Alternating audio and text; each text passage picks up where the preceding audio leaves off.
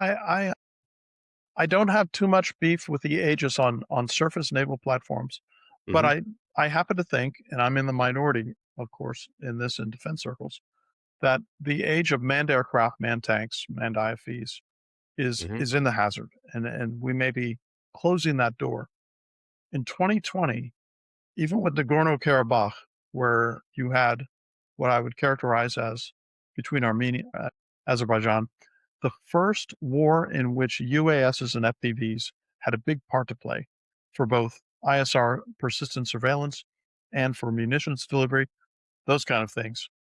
You couldn't have convinced me, and I think I'm a pretty savvy conflict observer since I've been doing it all of my adult life, that in 2025, Robert, 80% of all casualties in the Ukraine are FPVs and UASs.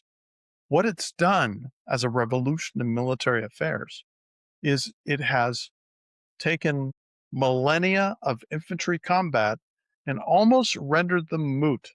Because right here, right now, for less than $1,000, and this is going to be several cheap UASs, I can take out a soldier. And if I take out an American soldier, I'm taking out a soldier who we've probably spent $500,000 on training.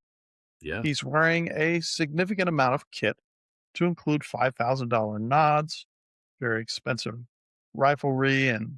scopes and all of those Chest things. rigs. Yeah. And they're going to get taken out by these individuated fighting modalities that we don't have a clue about. And I also want to say, you're a science fiction nerd to a certain extent, like me, right? Big time, especially in my youth. And I read Starship Troopers by Robert Heinlein, and I thought to myself, man, won't that be great where Robert and I can step into our exoskeletons and go cleave men from nape to chaps? Well, guess what? It doesn't make sense, does it? Let Not robots. anymore, does it? Why would you put a meat sack in a mechanical device when you can simply send out the mechanical device? By the way, all those brown books you see back here, Hmm. those are all of Heinlein's collected works, proudly displayed above my two gun Yeah. safes. But Yeah. where was I? I was talking about carriers. So I think we waste a lot of money. But I also think that the era of manned surface naval combat is over, and the United States doesn't realize it. If I were the Secretary of the Navy, I would stop all construction of all surface vessels.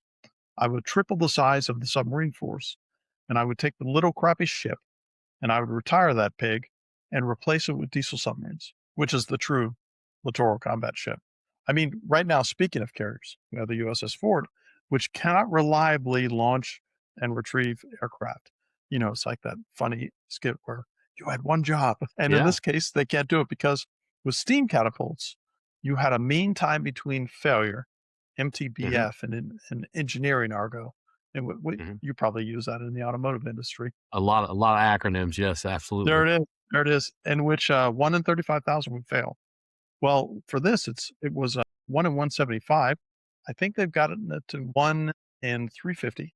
That is unacceptable. If Yeah. you look down on modern carriers, you will notice that the flight line is canted 5 degrees to port. Now, why would that be? So you don't run over the aircraft that goes in the drink. Well, that happens to happen more often now with the Ford. I mean, because what happens is if I and I'm not a naval aviator and I haven't even portrayed one on TV, but if I'm there and I'm about to get my ass launched off the deck, I'm at full military power, throttle forward, and I've got the catapult kicking me in the ass. I need both those things.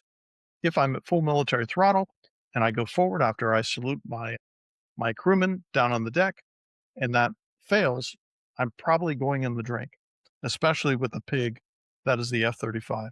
As far as ship construction, for every 2 ships we can build, the Chinese could build 350.